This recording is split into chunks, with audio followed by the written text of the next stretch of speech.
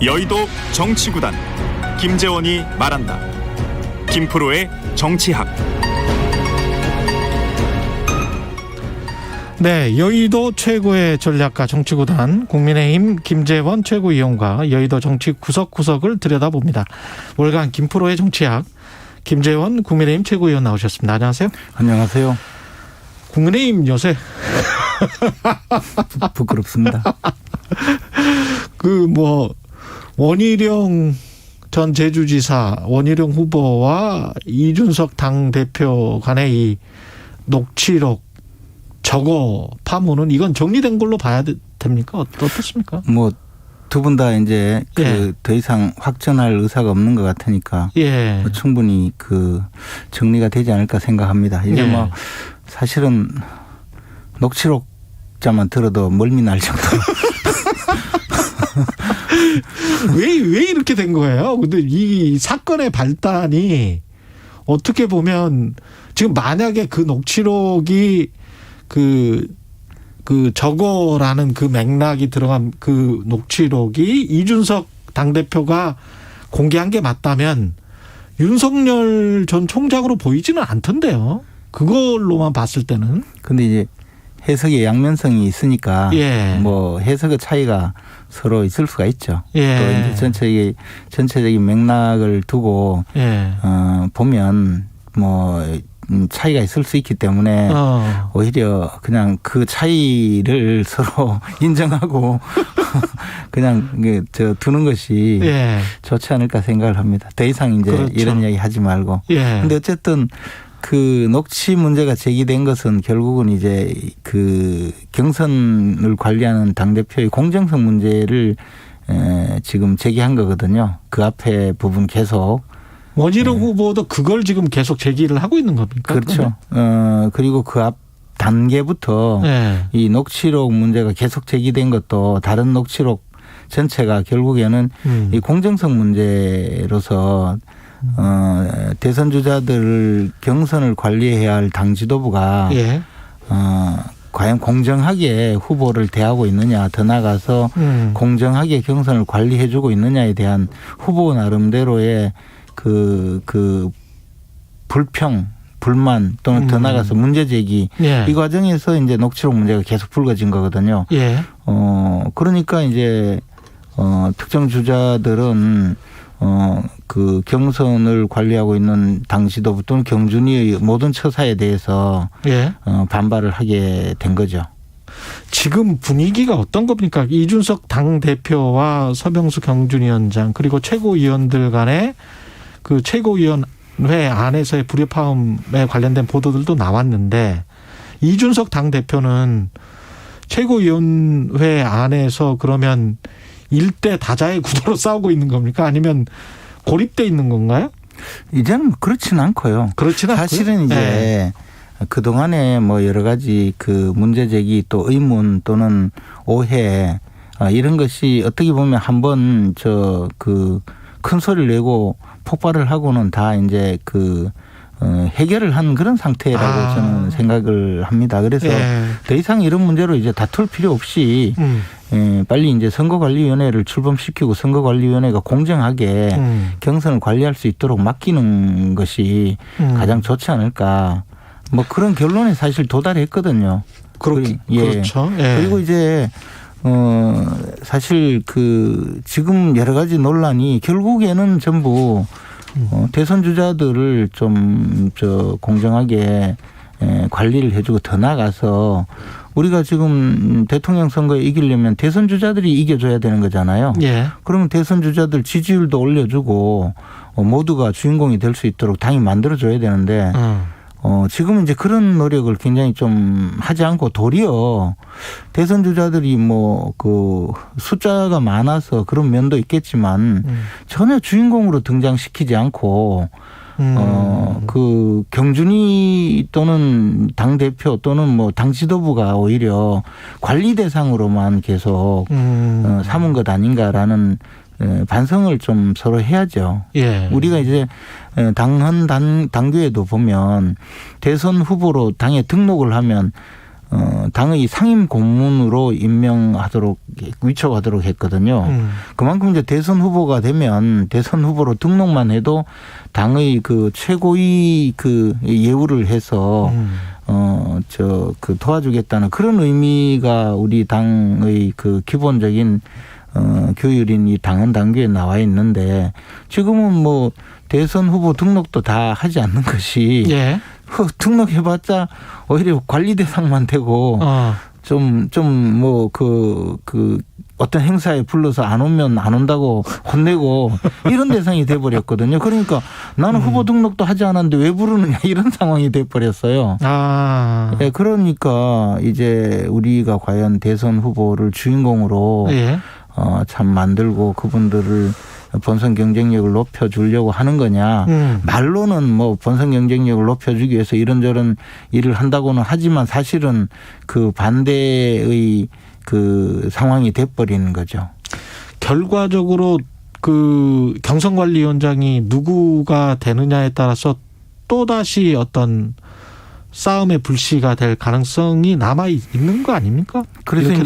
그래서 이 선거관리위원장인데요. 네. 이제 경선을 관리할 네. 이제 당 후보들이 지금 뭐 열 몇 분 계시는데 이분들이 다 경선에 들어올지 안 들어올지는 몰라도 어쨌든 이분들의 이제 경선을 국면마다 관리하고 진행해야 될 분이 이제 선거관리위원장인데. 예. 그에 대해서 사실 경준이가 그동안 보여준 여러 가지 문제에 대해서 물론 뭐 경준이 활동이 괜찮다고 생각하는 분들도 계시겠지만 또 당내 많은 분들은 그렇지 않다고 생각하는 분들도 계시거든요. 네. 원희룡 후보의 경우에는 원희룡 지사의 경우에는 이 경준이를 이끌어온 서병수 위원장은 절대로 선거관리위원장이 되어서는 안 된다는 입장으로 네. 그 주장을 하면서 이제 당대표가 특정 후보에 대해서는 나쁜 표현을 했다 이렇게 제기를 하면서 이제 이 전체가 경선이 지금 공정하게 관리되지 않고 있다고 문제 제기를 한 거거든요. 예. 그러니까 선거관리위원장을 우리가 임명하고 최고위에서 의결을 거쳐야 되는데 그 과정이 좀 더 많은 분들이 납득할 수 있는 분 이런 분이 되어야만이 이제 앞으로 경선도 원활해지고 우리 당의 경선 과정도 아주 순탄하게 될 뿐만 아니라 그렇게 선출된 우리 당의 대선 후보도 경쟁력을 가장 갖출 수 있다고 생각을 합니다. 예. 왜냐하면 경선 과정이 불공정하다고 느끼게 되면요, 그 후보도 반발할 뿐만 아니라 그렇겠죠. 후보의 지지자들도 나중에 선출된 우리 당의 대선 후보를 심정적으로 완전히 지지하고 같이 가는 그런 마음이 들지 않고 심정적 불복이 될 수 있거든요. 예. 그렇기 때문에 경선 관리라는 것은 역대 경선 관리라는 것은 항상 가장 중요하고 그 다음에 그 과정을 오해받지 않기 위해서 예. 또 많은 노력도 해왔었습니다.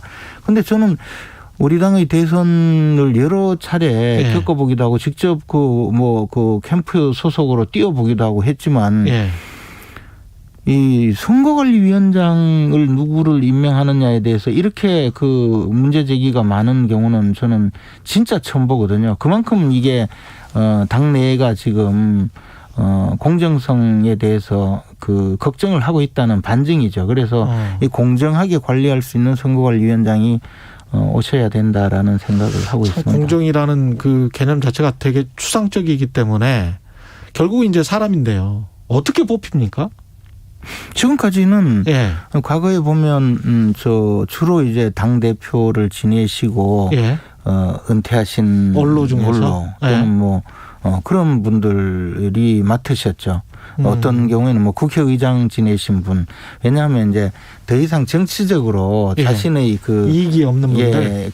그리고 당에 대한 애당심 내지는 많은 분들이 봤을 때 저분이 오시면 저분이 맡으시면 그럭저럭 편향되게 하시지는 않을 거다라는 그런 믿음이 있는 분들이 주로 맡으셨고 예. 그리고 과거에는 실제로 경선 과정에 선거관리위원장이 뭐 편향되어 있다든가 즉 공정성에 문제가 있다든가 이런 문제 제기가 된 적이 저는 한 번도 없었던 것 같아요. 예. 예. 근데 이번에는 좀 특수한 상황이 돼 버렸어요. 근데 이제 결과적으로 홍준표 후보도 토론을 겁내서 어떻게 대통령 후보를 하나, 유승민 후보도 토론 안 하고 대통령 뽑으면 묻지마 투표된다. 뭐 이렇게 하면서 토론을 피한 꼴이 돼버렸단 말이죠. 윤석열 후보가. 언론에 비친 모습이. 그러니까 이제 그 부분에 대해서도 예. 그 토론의 성격 자체에 대해서 이게 공정하지 못한 토론이라고 또 문제 제기하는 분 예. 또는 이제 이 토론을 왜 겁내느냐 그러면 자격 없다고 하는 분. 그렇죠. 그럼 이 토론이 만약에 정상적으로 그 우리 당의 선거관리위원회가 예. 우리 당헌 당규에 나와 있는 합동토론회 선거운동 방식의 합동토론회였다면 그런 비판을 받아도 꼼짝 못하죠. 예. 그런데 이제 왜 경선준비위원회가 예. 권한도 없이 예. 월권 행위를 하느냐. 예. 저도 그런 문제 제기를 했고요. 예. 토론을 지금 당장 해야 되는 이유가 뭐냐. 그렇게 하면서 또 당대표께서는 뭐 토론을 뭐 2번 하면 뭐 누구는 그냥 이제 물론 예. 추락할 것이다라는 식의 이야기를 했다는 의혹 제기가 또 되고 예. 또 상대방 측에서는 토론만 하면 안 그래도 매일 실수하던 윤석열 후보는 그냥 추락할 거다 뭐 예. 이런 류 이야기가 계속되고 예. 그러면서 경선준비위원회는 근거가 좀 불분명한 이 토론을 밀어붙이고 그러니까 경선준비위원회가 경선 준비를 하라고 만든 우리 임시 특별위원회인데 왜 경선준비위원회가 경선준비 업무 외에 다른 일을 벌이느냐. 그러니까 또 그쪽에서는 우리는 정권을 위임받았다라고 예. 하고 또 저 같은 사람은 언제 그 위임해 줬느냐. 뭐 이런 끊임없는 논란을 야기해버리니까 예. 이 경선준비위원회가 과거에 이런 일이 없었는데 굳이 왜 저러나. 예. 또 이런 또 논란. 예. 그것이 이제 확전이 계속되니까 이게 단순히 후보와 어떤 후보 간의 대결 구도를 넘어서서 싸움판만 커지고 말썽만 많아졌죠. 그러니까 이제 우리 당을 아끼는 많은 분들은 도대체 이 집권할 의지가 있느냐. 예. 말싸움만 벌이고 예. 하고 있는데 집권할 의지가 있느냐. 거기에 또 의심을 받을 정도로 예. 그래서 이제 우리 당의 지지자들이 아주 지금 분노하고 있고요. 그렇게 된 거죠. 선관위원장 아까 말씀하실 때 이제 뭐 국회의장을 하셨던 분이랄지 당대표 하셨던 분 뭐 이런 분 말씀하셨는데 지금 현재 현역 의원인 서병수 의원 같은 경우는 그러면 김재원 최고위원님 마음속에서는 완전히 제외가 돼 있는 거네요. 저는 이제 그렇게 말씀드리면 또 곤란하고요. 아니 그렇게 이제 예의를 드셔서 혹시 마음속에 어떤 분이 됐으면 좋겠다라는 뭐 과거 전 국회의장이면 뻔하잖아요. 우리가 사람들이. 저는 어쨌든 예. 전에 국회의장 지냈던 분이 공천심사위원장 맡으셨는데 별로 좋은 결과가 나오지 않았던 경우도 예. 최근에 있었지 않습니까? 그래서 예. 뭐 국회의장을 맡으신 분이 해달라 이런 의미도 아니고 예. 다만 경선준비위원장으로서 사실은 중립성 논란을 불러일으킨 것은 틀림없는 사실이거든요. 그런 상황에서 다시 선거관리위원장을 맡는다면 또 이제 분란이 일어날 거고 그러면 이게 우리 경선이 과연 참으로 순탄하게 가겠느냐. 예. 그 걱정은 저는 있습니다. 이준석 당대표가 사실은 2030을 국민의힘에 좀 끌어들였다. 그리고 그 지지율을 높였다. 당의 지지율을 높였다. 그런 점에서 굉장히 바람직하다. 이렇게 각광을 받던 시기가 불과 뭐 한 3, 4개월 전인 것 같은데. 아니, 선출된 게 6월 11일이니까요. 그렇죠. 예. 근데 네. 이렇게 쭉 되면서 리더십 위기에 관한 이야기, 리스크에 관한 이야기를 지금 하고 있단 말이죠. 뭐 예. 어떻게 보세요? 그 부분은? 그런데 일단 지금도 예. 우리 말씀하신 그런 역할은 당연히 지금도 있고 또 예. 우리 당이 그동안에 이제 청년 세대들에게 가까이 다가가서 소통을 원활히 하고 이런 면에서 좀 소홀하거나 또는 좀 약간 뒤처진 면이 있었거든요. 근데 그런 면을 이준석 대표가 크게 강화한 그런 어떤 좋은 역할은 지금도 하고 있고요. 마찬가지로. 네. 그런데 이제 어쨌든 이준석 대표가 당대표가 되고 나서 과거 당대표들과는 사뭇 다른 그런 모습을 보여줬고 그것이 네. 좀 익숙하지 않은 많은 분들에게 좀 어색한 그런 상황이 되고 말았죠. 그리고 특히 네. 이제 당대표가 당의 대선 주자와 상당히 분란을 일으킨다든가 언쟁을 한다든가 싸운다든가 이런 일은 사실 과거에는 보기 힘든 상황이었고 그 외에도 이제 좀 여러 가지 면에서 어떤 갈등을 잘 조정하고 예. 화합한다기보다는 이제 자신의 어떤 의사를 좀 더 네. 많이 표현하는 네. 그런 조금 상황이 과거 대표들과는 좀 다른 측면이 있어요. 그거는 이제 어떻게 보면 세대 차이로서 네. 우리가 이해하고 보듬고 안고 가야 될 그런 측면이 있지 않는가 싶은데도 어쨌든 지금까지는 좀 다른 그런 모습이니까 또 갈등이 조금 더 확대되고 전선이 많이 넓어진 그런 측면이 분명히 있습니다. 김종인 전 비대위원장이 예. 국민의힘 입장에서는 가장 좋은 시나리오는 적절한 시기에 들어오셔서 뭔가 역할을 하는 게 제일 좋은 시나리오 아닙니까? 그런 측면에서의 어떤 김종인 전 비대위원장의 선거관리위원장이랄지 이런 것들도 혹시 안에서 그런 이야기도 있습니까? 김종인 전 비대위원장의 선거관리위원장 이야기는 사실은 제가 처음 듣는 이야기인데요. 예. 저는 이제 우리 당이 젊어졌잖아요. 예. 이준석 대표 의 어떤 등장 자체가 이제 상징하는 그런 측면이고 젊어졌고 또 앞으로도 더 젊어져야 되고 그런 의미에서 사실 김종인 위원장의 도움을 받지 않고 이번 대선을 치렀으면 하는 마음이 분명히 있었는데 최근에 오면서 생각이 많이 바뀌었습니다. 그러셨어요? 당에 어른이 없구나. 예.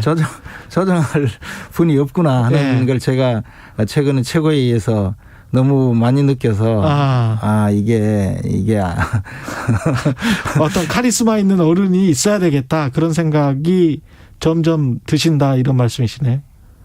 예, 그런 생각이 들었어요. 하여튼 최근까지만 얼마 전까지만 해도 김종인 위원장 안 계셔서 대선을 치러서 우리가 이겨야만이 젊은 정당이 되는데 자생력이라는 측면에서도 그렇고. 근데 이제 이제는 아예 어른을 모셔와서 좀 앉혀놓고 호통을 좀 듣더라도 그게 훨씬 낫겠구나. 예. 그리고 제가 이제 그런 생각을 했다면 그만큼 우리 당이 좀 지리멸렬하다는 의미겠죠. 다른 분들도 약간 그런 생각을 하시는 분들도 있을 수 있겠습니다. 지금 상황에서는. 예. 좀 안타깝고 참담한 심정이에요. 예. 11월에 국민의당 안철수 대표는 다시 겨울에 다시 뭔가 만날 가능성은 있을까요? 이제 그동안 협상 과정에서 사실은 예. 우리는 안철수 대표와의 협상을 이준석 대표가 상당히 자신 있게 이야기를 해서 많이 맡겨놓고 있는 입장이었는데 결과적으로는 이렇게 됐죠? 이제 결렬이 됐으니 이제는 그리고 그 과정을 보면서 이제 안철수 대표도 애당초부터 그렇게 합당에 큰 의지가 있다고는 큰 의지가 있는 건 아니었구나라는 그런 생각을 갖게 되었습니다. 왜냐하면 네. 만날 때마다 이 조건이 점점 그렇죠. 불어가지고 네. 사실 원래는 협상을 할 때는 만날 때마다 조건이 조금씩 줄어들어야 이게 되거든요. 근데 네. 어쨌든 그랬다면 이제 다음에는 11월 달쯤 돼서 우리 당의 대선 후보가 선출되고 나서 그 대선 후보가 주도해서 후보 단일화라든지 합당이라든지 예. 그 대선 후보가 하는 것이 훨씬 현실적이겠다는 생각을 했고요. 또 그것이 오히려 그 효과를 더 예. 크게 만드는 그런 그러니까 이제 합당이라든가 후보 단일화 효과 자체가 좀 더 커지는 그런 결과를 낳을 수 있다고 생각도 했습니다. 알겠습니다. 여기까지 해야 되겠습니다. 말씀 감사하고요. 김프로의 정치학 국민의힘 김재원 최고위원이었습니다. 고맙습니다. 고맙습니다. 공정, 공익, 그리고 균형. 한 발짝